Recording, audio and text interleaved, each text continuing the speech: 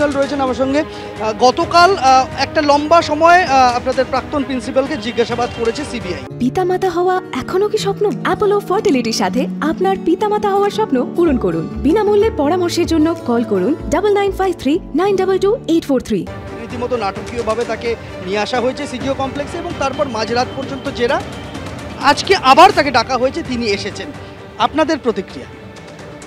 দেখুন, আমাদের প্রতিক্রিয়া বলতে এখানে প্রতিক্রিয়া জানানোর কিছু নেই। আমাদের দাবি যেগুলো আছে সেগুলো আমরা চাই যে এই ঘটনাটি কেন ঘটলো এবং এই ঘটনার পেছনে কারা কারা আছে তার জন্য যাকে যাকে তদন্ত করা দরকার, যেভাবে তদন্ত করা দরকার সেটা হোক। নির্দিষ্টভাবে সন্দীপ ঘোষ মানে প্রাক্তন প্রিন্সিপাল, তার ভূমিকা নিয়ে আপনাদের মধ্যে সংশয়টা তৈরি হয়েছে কেন? কোন কোন জায়গায় আপনাদের সন্দেহ? দেখুন, মানে সন্দেহ বলতে, দেখুন সন্দেহ মানে এটা আমাদের সন্দেহ না, এটা সবারই সন্দেহ। মানে উনি যখন ছিলেন সেই সময় এই ঘটনাটা ঘটেছে, সেই দায়টা তো ওনাকে নিতে হবে। মানে সেই দায়টা মানে কেন হলো, কী জন্য হলো, এই প্রশ্নের উত্তর তো কে দেবে? উনিই দেবেন। সেই জায়গা থেকেই আমার মনে হয় তদন্ত যেভাবে চলছে, দেখা যাক কি হয়। আমার মনে হয় মানে যারা এর পেছনে আছে তাদের সবার নাম সামনে আসা উচিত। দায় নিয়ে তো উনি পদত্যাগ করেছে? না, দায় নিয়ে পদত্যাগ করেননি উনি।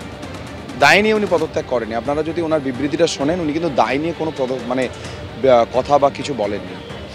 তো সেই জায়গাটাই আমরা জানতে চাই, সেটাই এখন জানতে চাই। এবং আমাদের আরও যা দাবি আছে যে মানে ওই এক্স প্রিন্সিপাল বা যিনি এমএসডিপি ছিলেন তখন বা অ্যাসিস্ট্যান্ট সুপার, তারা যেন ইন ফিউচার কোনোরকম কোনো অ্যাডমিনিস্ট্রেটিভ পোস্ট বা কোনোরকম কোনো অথরিটিতে না থাকে। আপনারা একটা টিম ফর্ম করেছেন, প্রায় 31টা হাসপাতাল মেডিকেল কলেজের রিপ্রেজেন্টেটিভদের স্বাক্ষর করা। হ্যাঁ।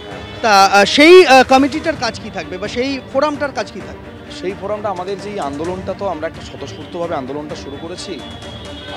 এখানে মানে জনমত নির্বিশেষে বিভিন্ন ডাক্তারের বিভিন্ন পলিটিক্যাল মতামত থাকে, কিন্তু এই সব কিছুর বাইরে গিয়ে সবাই আমরা একসাথে এইখানে একত্রিত হয়েছি মানে মঞ্চটাতে, এবং এই মঞ্চটাতে আমরা একটা কমিটি ফর্ম করেছি এবং সেই কমিটি এখন থেকে আমাদের এই আন্দোলনটা আমরা এগিয়ে নিয়ে যাব।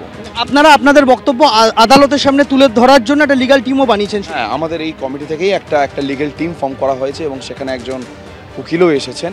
আমি এখন নামটাও ঠিক মনে নেই, এবং উনি এটাও বলেছেন যে উনি স্বইচ্ছায় আমাদের সাথে লড়বেন।